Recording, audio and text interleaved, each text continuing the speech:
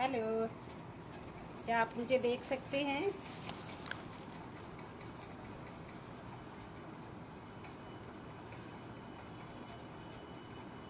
Can you see me?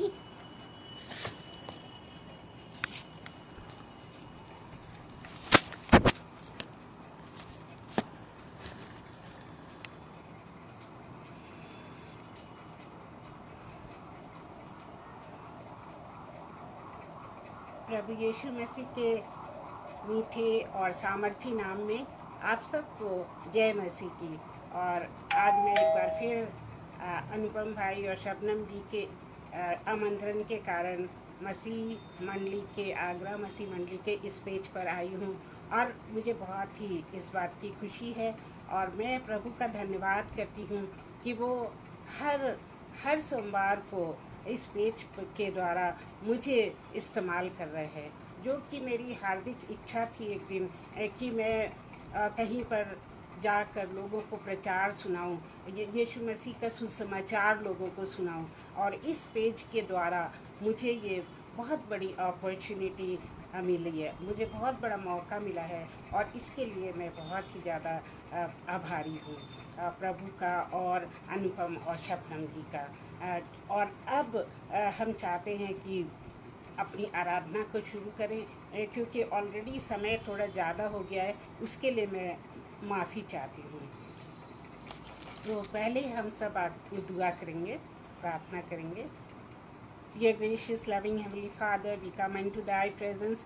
We praise You and thank You, Lord, for this beautiful day, for this beautiful evening You have given us. Dear Heavenly Father, by Your mercy and by Your love only, we live each moment of our life, because You have blessed us and You have given us Your life in us, and You have given us Your light in us, and You have given us the food eternal and the water which never cause any thirst after we have it.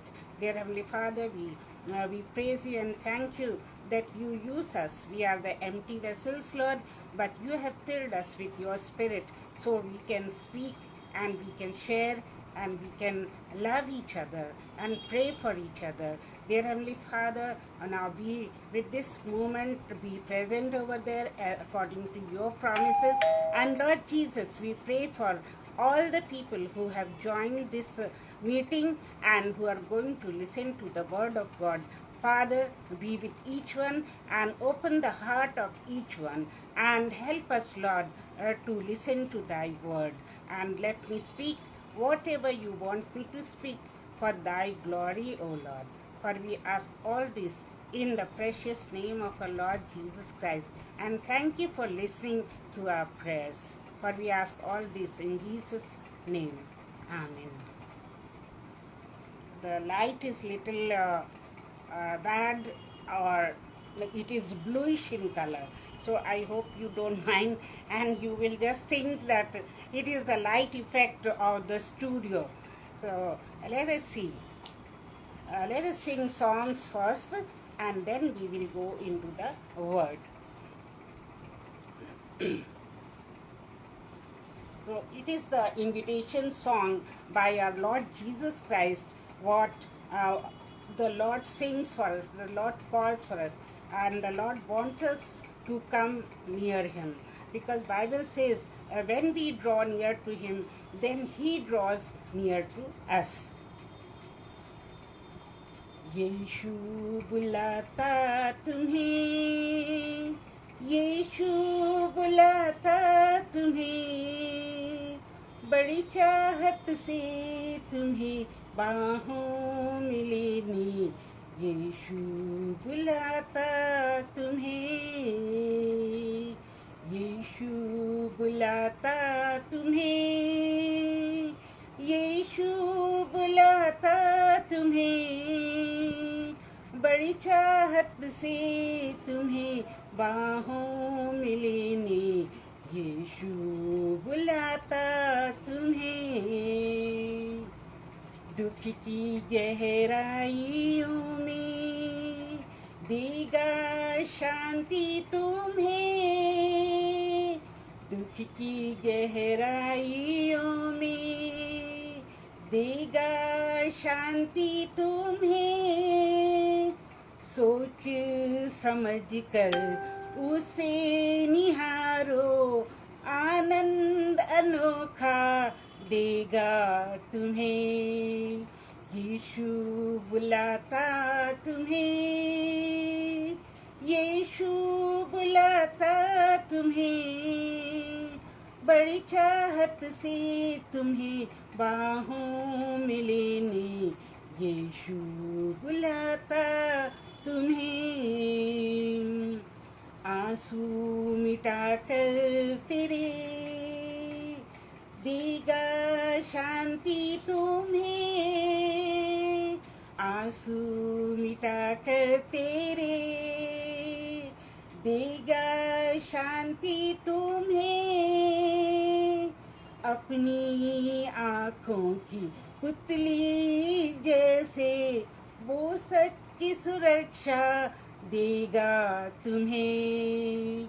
यीशु बुलाता तुम्हें, यीशु बुलाता तुम्हें, बड़ी चाहत से तुम्हें बाहों में लेने, यीशु बुलाता तुम्हें। अगर तेरा दिल दुखित हो, वो शक्ति देता तुम्हें। अगर तेरा दिल दुखित हो, वो शांति देगा तुम्हें। यीशु तेरी मुक्ति और रोशनी है, कर आओ अभी, संकोच मिटाकर आओ अभी। यीशु बुलाता तुम्हें, यीशु बुलाता तुम्हें, बड़ी चाहत से तुम्हें बाहों में लेने, यीशु बुलाता तुम्हें। हर रोग मिटाने की शक्ति है उसी के पास, हर रोग मिटाने की शक्ति है उसी के पास। बिना किसी भेद के तैयार है उद्धारक, अपनी दया से प्यार करने को। यीशु बुलाता तुम्हें, यीशु बुलाता तुम्हें, बड़ी चाहत से तुम्हें बाहों में लेने, यीशु बुलाता तुम्हें, यीशु बुलाता तुम्हें, यीशु बुलाता तुम्हें, बड़ी चाहत से तुम्हें बाहों में लेने, यीशु बुलाता तुम्हें, यीशु बुलाता तुम्हें, यीशु बुलाता तुम्हें। तो आइए सारे फ्रेंड्स, और इस इबादत में आप लोग आइए और हाजिर होइए और प्रभु की स्तुति और महिमा करिए। प्रभु की महिमा में जब हम बैठते हैं तो कितना आनंद आता है, और परमेश्वर हमसे कितना खुश होता है कि उसके बच्चे उसकी इबादत करने के लिए उसके सम्मुख आए हैं और उससे बातें करते हैं।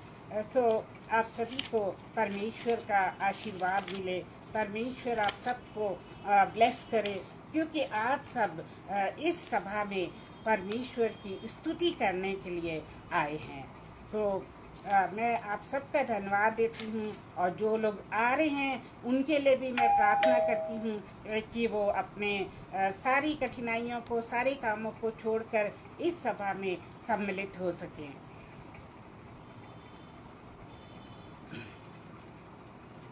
When we walk with the Lord, in the light of His word. What a glory He sheds on our way, while we do His good will. He abides in us still, and with all who trust and obey. Trust and obey, for there's no other way to be happy in Jesus than to trust and obey. Just give me 1 second. I'll try to brighten the light.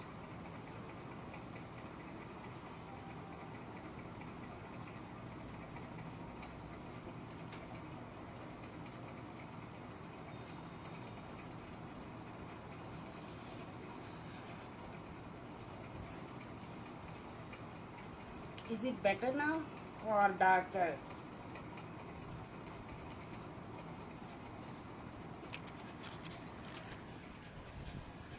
I'm very sorry for this delay. So let's see, it may be little better. Yes? Okay, can you see me properly? When we walk with the Lord in the light of His word, what a glory He sheds on our way, while we do His good will. He abides in us still, and with all who trust and obey.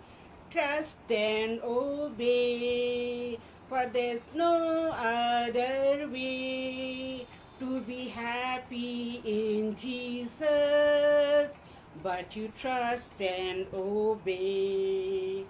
Not a shadow can rise, not a cloud in the skies, but the smile quickly drives it away.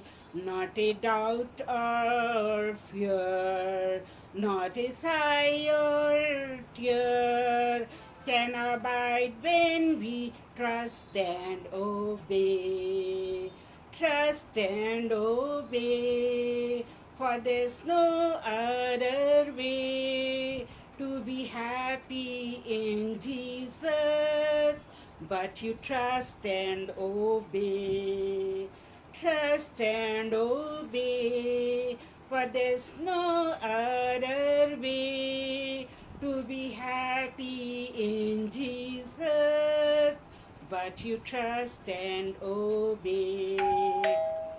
तो कितनी खुशी की बात है कि जब हम परमेश्वर पे विश्वास करते हैं और उसकी आज्ञाओं को मानते हैं तो सारी सारी प्रसन्नता सारी खुशियाँ हमारे दामन में आ जाती हैं।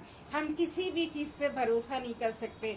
इस दुनिया की किसी भी वस्तु में किसी भी व्यक्ति में हम वो खुशी और वो शांति नहीं पा सकते हैं जो हम प्रभु के पास आके पाते हैं। और हम जब प्रभु पे विश्वास करते हैं और उसकी आज्ञाओं का पालन करते हैं तो हमारा जीवन जो है वो हर्षोल्लास से भर जाता है। और यही इस गाने पे में कहा गया है that you trust and obey, for there's no other way to be happy in Jesus but you trust and obey. तो आइए हम वचन में चलते हैं। जैसे कि लास्ट टाइम हमने वचन में क्या शेयर किया था कि प्राइड, घमंड और अभिमान वो क्या होता है और उससे हमारे ऊपर क्या प्रभाव पड़ता है और परमेश्वर जो है उससे कैसी प्रतिक्रिया करता है। वो ये इस बात पर हमने मनन किया था। और कुछ लोगों का एग्जाम्पल भी हमने देखा था कि जो घमंडी लोग थे उनका क्या हशर होता है और बाइबल जो है घमंड और घमंडी लोगों के बारे में क्या कहती है। तो इसका एक एग्जाम्पल जो है लास्ट में रह गया था समय की कमी होने के कारण, और वो जो है वो क्वीन जेजबेल के बारे में है। क्वीन जेजबेल मतलब जो वहाँ इज़राइल की रानी थी, इज़ेबेल, उसको हिंदी में कहते हैं इज़ेबेल। तो इज़ेबेल जो है वो इज़राइल की रानी थी और वो नाबोत की पत्नी, नाबोत राजा था इज़राइल का उस समय, और वो उसकी पत्नी थी। और उसकी विकेडनेस, उसकी दुष्टता और उसके घमंड के बारे में बाइबल बहुत कुछ बताती है। तो हम देखेंगे कि जेज़ेबेल वो किस प्रकार की रानी थी, जिससे कि परमेश्वर बहुत नाराज था, जिससे कि परमेश्वर के लोगों को बहुत सताया गया था, और उसके बारे में आज हम सीखेंगे। सो ये जेज़ेबेल जो क्वीन थी, इसका जन्म 900 बीसी में हुआ था। मीन्स प्रभु यीशु मसीह के इस जगत में आने से 900 वर्ष पहले इसका जन्म हुआ था। और ये एक ऐसे व्यक्ति की बेटी थी जो कि बहुत ज़्यादा मूर्ति पूजा वगैरह में रहता था, और इसने अपने पिता के साथ वो जो है मूर्ति पूजा करना सीखा था। और ये बहुत डेडिकेशन के साथ, बहुत ही प्रार्थना के साथ जो है अपने अपने भगवानों को पूजा करती थी। और जब इसकी शादी इससे अहाब से होती है, तो ये अहाब को भी अपने अपने जाल में फंसा लेती है, और उससे भी वो उन्हीं मूर्तों की पूजा करवाती है। और अहाब एक ऐसा किंग है बाइबल में, जिसने कि अपनी अपनी रानी की, अपनी पत्नी की सबसे ज़्यादा बातें सुनी हैं, और उसने अपनी पत्नी को फॉलो किया है। जो भी पत्नी उसे कहती थी वो उसे करता था। और इस तरह से जो अहाब भी इज़राइल का राजा होने के साथ साथ वो भी जो है वो मूर्ति पूजक बन गया।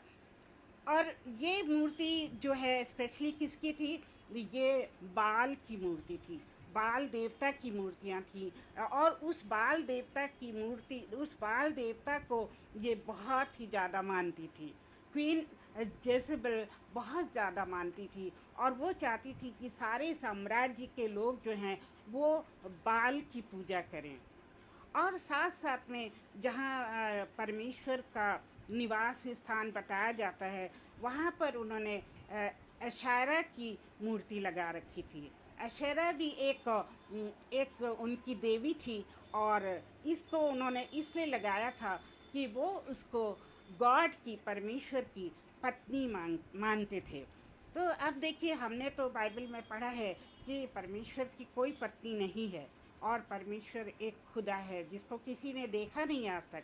लेकिन इजरायली लोगों ने क्या किया था, ये एशेरा को उसकी पत्नी, परमेश्वर की पत्नी बनाकर उसकी मूर्ति गढ़ के उसको उनके परमेश्वर के निवास स्थान में, मतलब मंदिर में उसको रखा था। सो ये लोग क्या करते थे, बाल और एशेरा दोनों की पूजा करते थे। और इसी तरह से जो अहाब भी था वो भी इनकी पूजा करता था। और इन लोगों ने सारे साम्राज्य को ये कहा था कि तुम जो हो केवल बाल की पूजा करोगे, और जो सच्चा खुदावंद है, जिसको तुम सच्चा खुदा मानते हो, तुम उसकी पूजा बिल्कुल नहीं करोगे।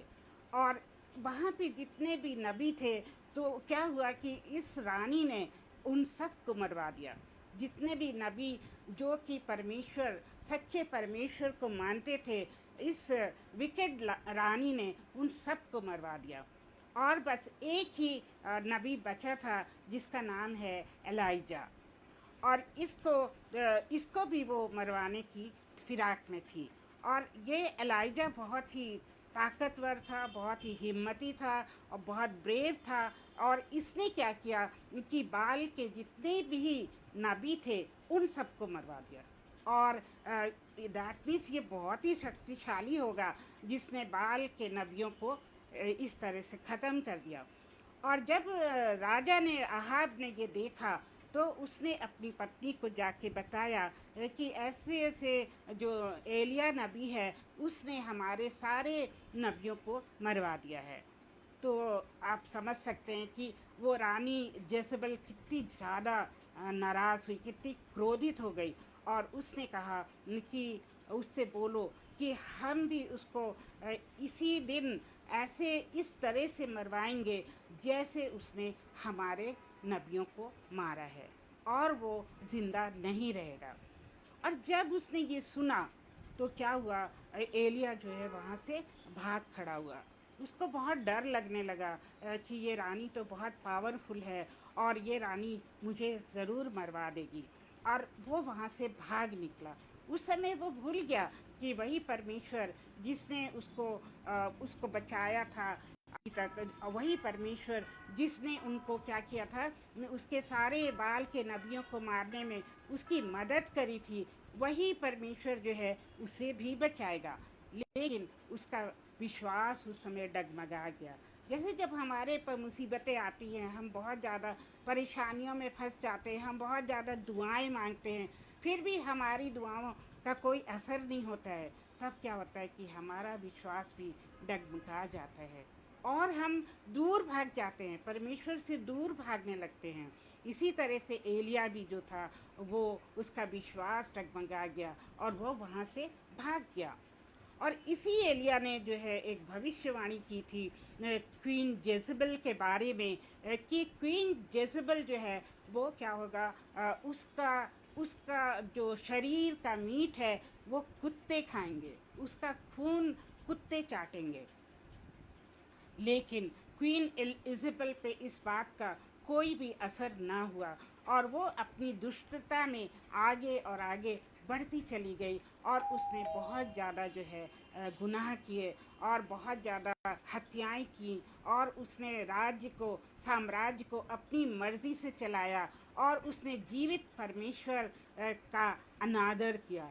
उसने उसको नहीं माना, उसने केवल झूठे पर जो देवी देवता थे उन्हीं को माना। तो बहुत सारे लोग इस अंधकार में अभी भी जीवित हैं, अभी भी जी रहे हैं, कि वो लोग क्या करते हैं कि मूर्ति पूजा अभी भी करते हैं और मूर्तियों की जगह वो ताबीज़ है और भी बहुत सारी चीज़ें हैं जिस पे इंसान विश्वास करता है। लेकिन हमारा विश्वास जो है वो केवल जिंदा खुदा पे है, जीवित परमेश्वर पर है, जो हमको सब कुछ दे सकता है, जो हमसे बातचीत कर सकता है और जिसके बहुत सारे तरीके हैं जिससे वो अपने बच्चों से बातचीत करता है और उनको वो जैसा चाहता है वैसा ही चलाता है। तो इस तरह से जो परमेश्वर के विरुद्ध होते हैं, परमेश्वर के बताए हुए रास्ते पे नहीं चलते हैं, उनको क्या होता है, उनको सजाएं भी मिलती हैं। और हम इसी कहानी में देखेंगे कि क्वीन जेजबेल को भी कैसे सजाएं मिली। क्वीन जेजबेल तो उसी 900 BC में ही उसका खात्मा हो गया होगा और उसका जीवन खत्म हो गया होगा। लेकिन ऐसा कहते हैं कि आज भी उसकी आत्मा जो है लोगों में काम करती है, लोगों में। जैसे हम क्वीन जेजबेल को एक अच्छी आत्मा नहीं समझते थे और हमने देखा वचन में कि वो बहुत ही दुष्ट रानी थी। वो लोगों का बुरा ही चाहती थी और अपनी मनमर्जी करना चाहती थी और सब पे कंट्रोल करना चाहती थी। सो वो वाले जो कैरेक्टरिस्टिक्स हैं, वो वाली चीज़ें, वो वाला व्यवहार जो है अभी भी हमारे अंदर पाया जाता है।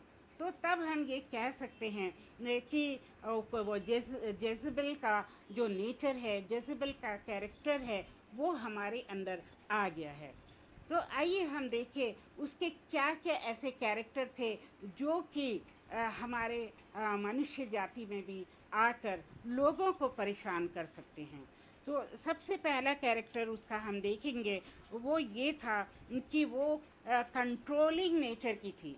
वो सबको कंट्रोल करना चाहती थी। वो चाहती थी कि उसकी बात सारे लोग सुने और कोई भी उसकी बात को ना टाले, और अगर किसी ने टाला तो उसको क्या करती थी, वो उसको मरवा डालती थी या उसको यातनाएं देती थी, बहुत सजाएं देती थी। तो ये था क्वीन का नेचर। और वो चर्च को और चर्च के लोगों को और इज़राइल के लोगों को सबको अपने कंट्रोल में रखती थी। यही नहीं, वो अपने पति को भी, दैट मीन्स राजा एहाब को भी अपने कंट्रोल में रखती थी। वो जो भी कहती थी वो राजा एहाब करता था, क्योंकि उसको अपनी पत्नी से बहुत प्यार था, या हो सकता है कि उसको अपनी पत्नी का डर भी हो, जैसे बहुत सारे पति लोग अपनी पत्नियों से डरते हैं, कहते कि पति जो है वो किसी से नहीं डरता है पर अपनी पत्नी से ज़रूर डरता है। तो ये बात भी हो सकती है। और उसी तरह से राजा अहियाब भी अपनी पत्नी से बहुत डरता था और जो वो कहती थी वही वो करता था। तो ये जो कंट्रोलिंग पावर है ये क्या हो सकती है? ये हमारे दोस्तों में भी हो सकती है, पति या पत्नी में हो सकती है, या चर्च लीडर्स में हो सकती है, या पासबान में हो सकती है, या हमारे माँ बाप में हो सकती है, हम में हो सकती है।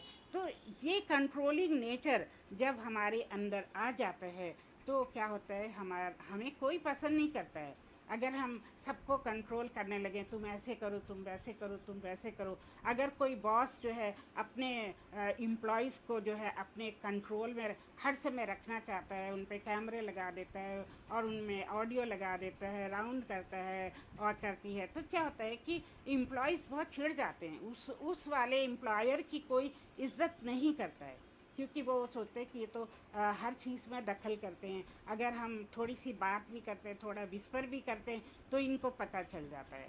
तो इस तरह से जब क्वीन जेज़रेल इस तरह करती थी तो उसको भी इजरायली लोग पसंद नहीं करते थे और उसकी इज्जत नहीं करते थे, पर वो डर के मारे जो है उसकी इज्जत करते थे। और इसी तरह हमारे जो क्लोज़ फ्रेंड्स होते हैं वो कभी कभी हमें कंट्रोल में रखते हैं और वो कहते हैं मैं यहाँ जाऊँगा तो तुम भी यहाँ जाओगे, अगर तुम वहाँ जाओगे तो मैं तुमसे नाराज़ हो जाऊँगा, तुमसे बात नहीं करूँगा। तो इस तरह से वो अपने फ्रेंड्स को, कुछ फ्रेंड्स क्या करते, कंट्रोल करते हैं। और इसी बात पे मुझे एक अपनी फ्रेंड की याद आ गई है। और वो फ्रेंड ऐसी फ्रेंड है मेरी कि वो जो है मुझे बहुत कंट्रोल करने की कोशिश करती थी, मीन्स उसका डोमिनेटिंग नेचर था।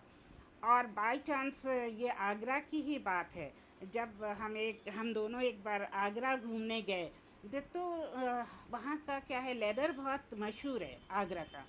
तो हमने सोचा चलो एक दिन हम आगरा की मार्केट में जाके लेदर का कुछ सामान खरीदते हैं। तो हमने क्या किया कि एक लेदर की शॉप में गए और उसको मैं बहुत प्यारा सा एक बेल्ट था और वो बेल्ट मैंने खरीद कर उसको गिफ्ट कर दिया। फिर उसके बाद हम आगे एक और शॉप में गए जो कि शूज़ की शॉप थी। और जब शूज़ की शॉप में गए तो वहाँ पर एक से एक लेदर की सैंडल्स और शूज़ थे। तो मुझे एक रेड कलर की सैंडल बहुत ज़्यादा पसंद आई और वो जब मैंने पहनी तो मुझे बहुत अच्छी लगी अपने पाँव पर। तो मैंने कहा उससे दुकानदार से कि चलो आप इसको पैक कर दो। वो करीब 900 की थी। तो उसने क्या कहा, पैक करने लगा। तो ये मेरी फ्रेंड मेरा हाथ पकड़ के खींचने लगी, कहने लगी नहीं नहीं रेणुका, तुम्हें ये सैंडल नहीं खरीदनी है, ये अच्छी नहीं है, मत खरीदो उसको। मैंने कहा क्यों, मुझे पसंद है, मुझे खरीदने दो। आपको मैं नहीं कह रही पैसा देने के लिए, मैं अपने पैसे दूंगी ना। तो कहती नहीं नहीं नहीं, और वो मेरे हाथ को पकड़ कर खींच के दुकान के बाहर ले गई। आप सोच सकते हैं कि मेरा दिल कितना दुखी हुआ होगा। और वो बात मैं आज तक भुला नहीं पाती हूँ। इवन दो मैंने उसको माफ़ कर दिया पर मैं भुला नहीं पाती हूँ। और किसी कारणवश जो है वो यहाँ से उसका जॉब छूट गया, वो बहुत दूर चली गई है। अभी हम करीब 2-3 साल से एक दूसरे से बिल्कुल नहीं मिले हैं। तो आप सोच सकते हैं कि इस तरीके फ्रेंड्स जब हमारे पर दबाव डालते हैं और अपने प्रेशर में रखते हैं तो हम उनके निकट जाना नहीं चाहते हैं। और परमेश्वर ने भी हमारे पर कभी कंट्रोल नहीं किया, उसने कभी हमारे पर दबाव नहीं डाला, क्योंकि परमेश्वर ने हमको क्या दिया है, स्वेच्छा दी है, एक फ्री विल दी है कि हम जो करना चाहते हैं हम कर सकते हैं। हम अच्छाई को चुन सकते हैं या हम बुराई को चुन सकते हैं। वो कभी हम पर दबाव नहीं डालते हैं। हम यीशु मसीह को चुन सकते हैं या हम किसी और को चुन सकते हैं। तो वो परमेश्वर ने हमें फ्रीडम दी है। और बाइबल हमें कहती है कि परमेश्वर ने हमें क्या भय की आत्मा नहीं दी है, बल्कि उसने हमें फ्रीडम दी है, हमें प्यार और उसकी आत्मा दी है जो कि हमको सारी खुशियाँ देती है। वो हमें सिखाती है कि हम वो कर सकते हैं। परमेश्वर ने हमको फ्री विल दी है। तो इस तरह से हम देखते हैं कि जो जेज़ेबल का ये नेचर था वो परमेश्वर के बिल्कुल विरुद्ध था और वो हर चीज़ को, हर इंसान को कंट्रोल करना चाहती थी। तो एक नेचर ये है जो हम में आ सकता है और हम दूसरों को कंट्रोल करने का क्या कर सकते हैं, कंट्रोल करने की आदत डाल सकते हैं और दूसरों को परेशान करते हैं।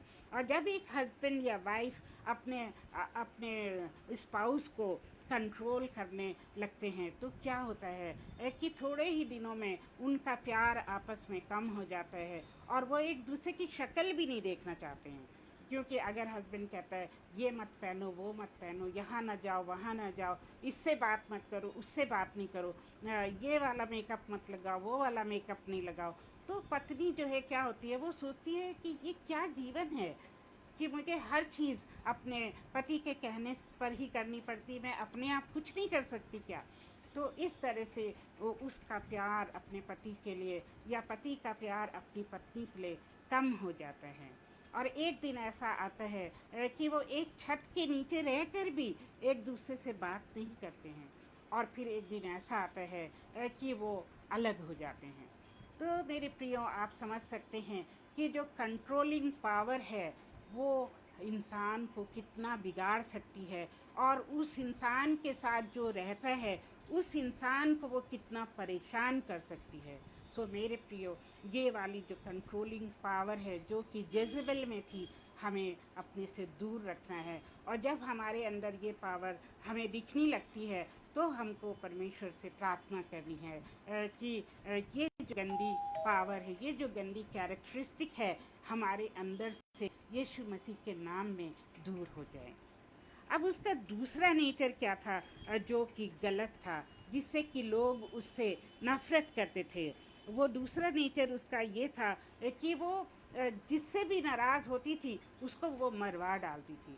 मतलब she was a murderer and she used to say that kill this person, kill that person, and she was such a wicked lady कि उसको किसी को मरवाने में वो कोई भी दुख नहीं होता था, उसके दिल में एक रत्ती भर तरस नहीं आता था। और इस तरह से उस रानी से सारे लोग जो हैं वो डरते थे, पूरा साम्राज्य जो है उस रानी से बहुत ही डरता था। तो ये जो नेचर है लोगों को दुख देने का, लोगों को यातनाएं देने का, लोगों को मरवा डालने का, वो इस स्त्री में था। और इस तरह के आज भी हम लोग देखते हैं जो कि दूसरों को मारने में कोई भी दुख नहीं समझते हैं और ना तो वो बुरा समझते हैं इस बात को, और बड़ी आसानी से वो है दूसरों को मार देते हैं या मरवा देते हैं। जैसे कि आजकल लोग दुष्ट लोगों को सुपारी दे रहे हैं कि इसको मरवा दे, उसको मरवा दे, जिस इंसान को वो पसंद नहीं करते हैं वो उसका मर्डर करवा देते हैं। तो ये सब कुछ मेरे प्रियो, ये सब कुछ शैतान की तरफ से होता है, क्योंकि जो हमारा सच्चा परमेश्वर है वो कभी नहीं चाहता है कि हमारे दिल में किसी के लिए बुरी भावना आए। हत्या करना तो दूर, बुरी भावना भी वो नहीं चाहता कि हमारे दिल में आए। तो इस तरह से जो है हमें जेज़ेबेल का नेचर बिल्कुल अपने निकट नहीं आने देना है और उससे दूर रहना है। अब उसका तीसरा कैरेक्टर क्या था? पहला तो हमने देखा कि वो सबको कंट्रोल में रखना चाहती थी, दूसरा देखा कि वो इतनी विकेट थी कि दूसरों को वो मरवा देती थी, और तीसरा कैरेक्टरिस्टिक उसका ये है कि वो जो थी मैनिपुलेटर थी। मैनिपुलेटर मीन्स वो परिस्थितियों को बदल देती थी अपने स्वार्थ के लिए और अपनी अच्छाई के लिए। वो क्या करती थी, परिस्थितियों को बदल देती थी। तो इसका एग्जाम्पल हमको मिलता है बाइबल में, जहाँ पर नाबोत के बारे में बताया गया है। नाबोत ये इसका जिक्र हमें मिलता है 1 king chapter 21 versus 1 to 16। 1 king chapter 21 versus 1 to 16। और इसके बारे में हमें कई जगह वर्णन मिलता है, जैसे कि 1 किंग चैप्टर 19 में, 1 किंग चैप्टर 21 में। तो हमें अलग अलग इन सब की रीडिंग करके तभी हम उसकी पूरी पिक्चर जो है बना सकते हैं। तो ये बहुत बड़ी मैनिपुलेटर थी, ये परिस्थितियों को बदलना खूब जानती थी। तो एक बार ऐसा हुआ कि उसके पति को एक फील्ड मीन्स एक गार्डन बहुत पसंद था। लेकिन वो गार्डन जो था वो एक आदमी का था जिसका नाम था नाबोथ। नाबोथ एक बहुत ही राइचियस मैन था, बहुत धर्मी आदमी था, और वो किसी को नुकसान नहीं पहुंचाना चाहता था। और उसको अपने उस फील्ड से बहुत ज़्यादा प्यार था, क्योंकि वो फील्ड उसको अपने दादा परदादा से मिला था। तो ये किंग आहाब ने उसका वो फील्ड लेना चाहा। उसने कहा जाके कि नाबोत, ये फील्ड तू मुझे दे दे, क्योंकि मैं इसको अपना बनाना चाहता हूँ। तो नाबोत ने कहा कि मुझे माफ़ कर, क्योंकि ये फील्ड मेरे दादा परदादा का है, इसलिए मैं तुझे नहीं दे सकता हूँ। तो उसने कहा मैं इसके बदले तुम्हें एक और अच्छा फील्ड दूंगा, एक और अच्छा गार्डन दूंगा, और अगर तू उससे भी खुश नहीं है तो मैं तुझे बहुत सारे पैसे दे दूंगा, पर तू मुझे ये फील्ड दे दे। तो उसने नहीं दिया। फिर ये राजा घर पे जाता है और अपने घर में उदास होकर लेट जाता है, खाना नहीं खाता है, कुछ बोलता नहीं है। तो इसकी पत्नी को पता चलता है कि ये किस लिए उदास है। तो उसकी पत्नी कहती है कि तू बिल्कुल उदास ना हो, उठ और खाना खा, क्योंकि तू तू तू इज़राइल का राजा है, तुझे किस बात का दुख है, और मैं तुम्हें वो वाला फील्ड दिलवा के रहूँगी। फिर ये रानी क्या करती है, बहुत षड्यंत्र रचती है अपने मन में, और सारे राजाओं को चिट्ठी लिख देती है जो आसपास के थे, और उस पर उसकी रिंग का निशान लगा देती है चिट्ठी पर, और उस पत्र को सब राजाओं के पास भेजती है और कहती है कि तुम जो हो एक प्रेयर मीटिंग ऑर्गेनाइज करो, और उसमें उपवास रखने के बारे में बताओ, और उसमें 2 ऐसे लोगों को रखो जो नीच जाति के हैं, और जो परमेश्वर की और राजाओं की जो बुराई करेंगे। तो वो सारे राजा मिलके ऐसे ही करते हैं। और जब इसको उस समय उन्होंने कहा कि नाबोत को जो है एक ऊंचे स्थान पे बैठाओ, तो नाबोत को ऊंचे स्थान पे बैठा दिया गया, और उसके लिए क्या है जो सभा होने लगी, और सभा में जो है उपवास के पर जोर दिया गया। और उसी समय वो 2 व्यक्ति जो कि इसके क्वीन जेजेबल की सलाह से आए थे, उन्होंने उठ के कहा कि ये जो नाबोत है ये परमेश्वर की निंदा करता है, और ये राजाओं की भी निंदा करता है। तो इस तरह से सारे लोग जो हैं वो भड़क गए, और उन्होंने नाबोत को नीचे उतारा, और उसको नीचे उतार के उसके पर पत्थरवाह किया, और क्वीन जेजेबल के कहने के अनुसार उसको जान से मार डाला। तो आप देख सकते हैं कितनी दुष्ट ये रानी थी कि एक राइचियस पर्सन को, एक इतने अच्छे व्यक्ति को उसने मरवा डाला। तो इस तरह से हम कहते हैं कि ये बहुत बड़ी मैनिपुलेटर थी। हमारे ऑफिस में, हमारे स्कूल में, हमारे परिवार में बहुत से लोग ऐसे होते हैं जो कि सिचुएशन को मैनिपुलेट कर देते हैं। अगर माँ बाप किसी बच्चे को पसंद करते हैं तो दूसरे बच्चे को जेलसी होती है, फिर वो जो बच्चा जेलस होता है वो माँ बाप से अपने सिबलिंग की बुराई करने लगता है कि ये यहाँ गया था, ये इसने ऐसा किया, उसने वैसे किया। तो बहुत दिनों तक तो माँ बाप उसका विश्वास नहीं करते हैं, लेकिन जब बार बार वही बात सुनते हैं तो उनको विश्वास होने लगता है कि सचमुच में उनका वो वाली संतान जो है वो खराब है, तो वो उसके साथ बुरा सलूक करने लगते हैं। तो इसको हम कहते हैं मैनिपुलेशन, मीन्स मैनिपुलेट करना। तो बहुत सारे लोग ऐसे होते हैं दुनिया में जो कि सिचुएशन को, लोगों को मैनिपुलेट करते हैं। और इसी तरह से जो है उसका चौथा कैरेक्टर क्या था, तीसरा कैरेक्टर हमने अभी देखा कि she was the master of manipulation.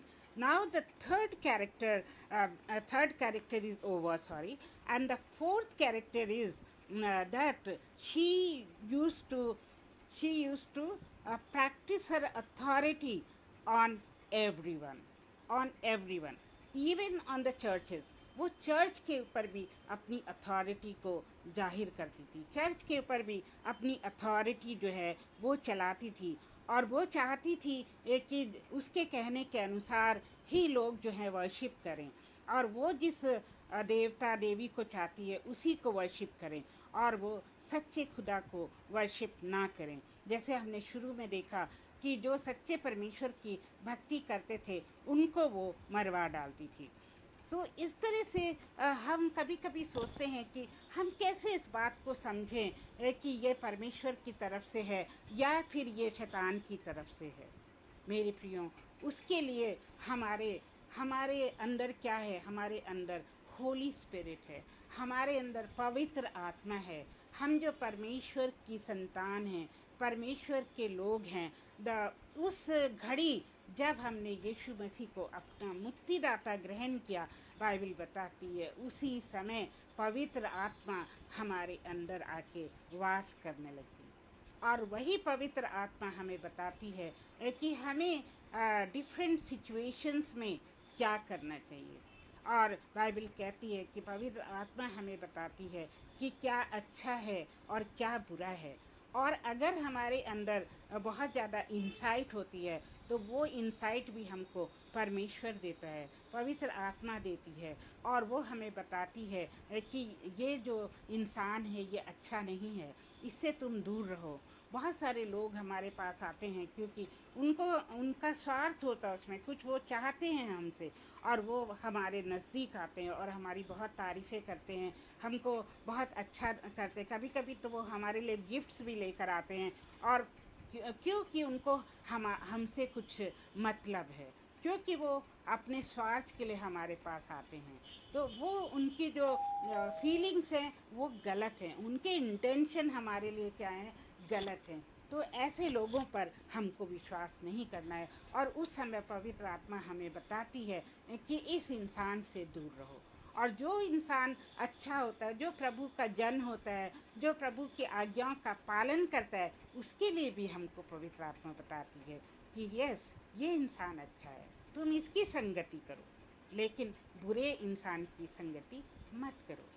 तो मेरे प्रियो, आज हमने देखा कि ये जेज़ेबेल के जीवन से हमने सीखा कि वो कितनी विकेड होने के कारण उसके अंदर क्या क्या कैरेक्टरिस्टिक थी, क्या क्या स्वभाव था उसका, जिसको परमेश्वर बिल्कुल पसंद नहीं करता है। और जब उसका अंत हुआ तो आपने देखा, आपको बताती हूँ कि जब उसका अंत हुआ तो वो बिल्कुल उसी तरह से हुआ जैसे कि एलिया ने आके उसको कहा था। एलिया ने भविष्यवाणी करी थी परमेश्वर की ओर से कि तू जो है वो कुत्तों के द्वारा तेरा मांस खाया जाएगा। तो लास्ट में ये होता है कि जब वो ऊपर खड़ी होती है, खिड़की से झांक रही होती है, तो उसके ही नौकरों ने उसको खिड़की के द्वारा नीचे गिरा दिया और उसको घोड़ों ने रौंदा। पहले तो घोड़ों ने खूब उसको रौंदा, फिर कुत्ते आए, उन्होंने उसका बदन जो है नोच नोच के खाया और उसके खून को चाटा। और देखिए, एक रानी जो कि इतनी अभिमानी थी, जो कि इतनी दुष्ट थी, जिसके इशारों पे सब नाचते थे और जिसके इशारे पे इवन उसका पति भी नाचता था, उस रानी का क्या हशर हुआ, क्योंकि वो परमेश्वर की निगाह में बहुत ही ज़्यादा दुष्ट थी, बहुत क्रूएल थी, अभिमानी थी, मर्डरर थी। और परमेश्वर ने उसकी सज़ा इस दुनिया में ही दे दी। एलिया तो बच गया, लेकिन ये रानी जो है वो नहीं बची, क्योंकि परमेश्वर का कोप, परमेश्वर का क्रोध उसके पर भड़क उठा था। लेकिन जो उसका पति था उसने तो माफ़ी मांग ली थी परमेश्वर ने, उसने पश्चाताप किया था, इसलिए जो आहाब था वो बच गया, बट जेज़ेबेल जो है वो बच ना सकी। तो मेरे प्रियो, हम भी अपने जीवन में इस बात को, इस बाइबल के वचन को अपनाएं और इन दुष्टता की जो स्वभाव हैं, ये दुष्ट स्वभाव अपने से दूर रखें और दुष्टों को भी दूर रखें। हम दुष्टों के निकट भी ना जाएं, ना उनको अपने निकट आने दें। और अच्छा होगा कि हम थोड़ा सा दुख उठा लें, लेकिन उस दुष्ट से हम दूर रहें, जो कि हमें बहुत ही प्यार दिखाए, जो कि हमें बहुत सारी गिफ्ट्स ला के दे, और वो बाद में जो है वो दुष्टता पे उतर आए और हम फिर सारा जीवन पछताते रहें। तो मेरे प्रियो, कभी ऐसा ना हो और हम सावधान रहें, हम परमेश्वर से पूछें कि क्या सही है, क्या गलत है, हम इस इंसान के साथ जा सकते हैं या नहीं जा सकते। और आई एम श्योर कि परमेश्वर हमें ज़रूर रास्ता दिखाएगा। तो आइए हम प्रार्थना करें। हे प्यारे पिता सर्वशक्तिमान परमेश्वर, हम आपके पास आते हैं। हम आपका धन्यवाद करते प्रभु जी कि आपने अपने वचन के द्वारा हमें बहुत कुछ सिखाया और हमें अपने वचन के द्वारा ये प्रकाशन दिया कि हमें दुष्ट लोगों से कैसे दूर रहना चाहिए और दुष्टता के सहभागी कभी नहीं होना चाहिए। और प्रभु जी आपने हमें सिखाया कि हम इस वाले नेचर को और जो कि शैतान की तरफ से आता है इसको हम डांट दें और अपने निकट फटकने ना दें। और प्रभु आपने हमको वो सामर्थ्य दी है, आपने हमें वो शक्ति दी है जिससे कि हम शत्रु को डांट सकते हैं और शत्रु से हम दूर रह सकते हैं। प्रभु जी आप अपनी ही सारी गुड कैरेक्टरिस्टिक्स से हमें भर दीजिए, अपने प्रेम, अपनी दया और अपनी सहभागिता, एक दूसरे के लिए प्रार्थना करना और एक दूसरे से प्रेम रखना, एक दूसरे की मदद करना। प्रभु जी ये वाला जो नेचर है हमारे अंदर भर दीजिए, जैसे कि आपकी बाइबल सिखाती है, जैसे कि प्रभु यीशु मसीह ने हमें सिखाया। प्यारे प्रभु जी वो सारे अच्छे गुण हमारे अंदर भर दीजिए। हम आपकी संतानें हैं प्रभु जी। हम जानते हैं कि हम बहुत गलतियां करते हैं और हम हर दिन कुछ ना कुछ गलती करते हैं प्रभु जी, कुछ ना कुछ गलत विचार अपने दिमाग में लाते हैं प्रभु जी। और बहुत से लोग जो हमारे साथ बुरा करते हैं हम उसके लिए गलत सोचते हैं। प्रभु जी हमें इतनी शक्ति और इतनी सामर्थ्य दीजिए कि हम ऐसे लोगों को क्षमा कर सकें और प्यारे प्रभु जी उनकी दुष्टता के बारे में हम एकदम भूल जाएं। हमें ऐसा दिमाग दीजिए प्रभु कि हम उन सब बुरी बातों के बारे में ना सोचें और हम केवल और केवल आपकी तरफ ताकते रहें और आपसे शक्ति और सामर्थ्य लेते रहें और आपके गुणों से परिपूर्ण हो जाएं। और जब तक प्रभु यीशु मसीह आप हमें दर्शन नहीं देते और जब तक हम आपके साथ नहीं जाते तब तक हम अपने पवित्रता का जीवन जीते रहें। प्रभु जी हमें आपकी शक्ति चाहिए क्योंकि हम कमज़ोर हैं प्रभु जी, हम तो कुछ भी नहीं हैं, हम खाली बर्तन हैं। प्यारे प्रभु आप हमको अपने प्रेम और दया से और सामर्थ्य से भर दीजिए। और प्यारे प्रभु हमारे साथ जितने भी भाई बहन जुड़े रहे उन सब के साथ होइए और उन सब को आशीषित करिए, उन सब को अपनी दया और अपने प्रेम से भर दीजिए। उनके साथ जो भी आवश्यकता है, जो भी परेशानी है प्यारे प्रभु उसको आप दूर करिए। उनके बीच में कि कोई बीमारी है तो उसको भी अपने छिदे हुए हाथों से छू कर दूर कर दीजिए प्रभु जी। और हम विनती करते हैं सारे उन लोगों के लिए जो इस वचन को बाद में सुनेंगे, उनके साथ भी होइए और उनको अपनी आशीष दीजिए। और प्यारे प्रभु हम विनती करते हैं अपने ब्रदर अनुपम और शबनम जी के लिए, उनके भी साथ होइए प्रभु और उनके ऊपर आपकी बड़ी आशीष हो, उनकी मिनिस्ट्री पे आपकी बड़ी आशीष हो और इस पेज के द्वारा बहुत से लोग परमेश्वर के वचन को जान सकें और प्रभु यीशु मसीह के सुसमाचार को सुन सकें और अपना जीवन उसके हवाले कर सकें ताकि अनंत जीवन में वो हम सब राज कर सकें। प्यारे प्रभु जी हम पर दया कर। और हम अब क्या मांगे, हमारे मांगने से पहले आप जानते हैं कि हमें किन किन वस्तुओं की आवश्यकता है, तो वो सब हम आपके सुपुर्द कर देते हैं। और इस प्रार्थना को सुनने के लिए हम आपका धन्यवाद देते हैं प्यारे प्रभु जी, और इस प्रार्थना को प्रभु यीशु मसीह के नाम में मांगते हैं, आमीन। तो आप सबको बहुत बहुत धन्यवाद। और ये सारे वचन प्रभु के सुनने के लिए मैं आपका कोटि कोटि धन्यवाद देती हूँ और प्रभु का धन्यवाद देती हूँ कि उसने इतना सुंदर मौका दिया कि हम उसके वचन को सुन सके। क्योंकि वो कहता है क्या ही धन्य है वो पाँव जो प्रभु का वचन सुनाने जाते हैं। सो मैं जो हूँ आशा करती हूँ और यही प्रार्थना सबके लिए करती हूँ कि हम सब मिलकर प्रभु का वचन लोगों के साथ बांट सकें।